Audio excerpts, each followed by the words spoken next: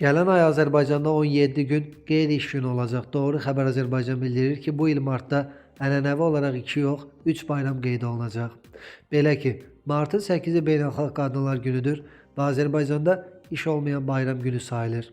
Bu tarix bazar gününə düşdüyünə görə növbəti həftənin ilk iş günü 9 martda qeyri-iş günüdür. Beləliklə, 5 günlük iş həftəsində çalışanlar üçün 3 gün ardıcıl iş olmayacaq. Həmçinin bu il Novruz və Ramazan bayramı günləri üst-üstə düşür. Martın 20, 21, 22, 23, 24-ü Novruz bayramıdır. 21 və 22 mart tarixləri şənbə-bazar günlərinə təsadüf etdiyindən Əmək Məcəlləsinə görə 25 və 26 mart tarixləri də qeyri-iş günləri olacaq. Martın 20-21-i qeyd ediləcək Ramazan bayramı iş günü hesab olunmayan başqa bayram günü ilə üst-üstə düşəcəyindən növbəti iş günü istirahət günü hesab olunur. Beləliklə, Əmək Məcəlləsinin tələblərinə əsasən növbəti iş günləri 27 və 30 martda qeyri-iş günləri olacaq.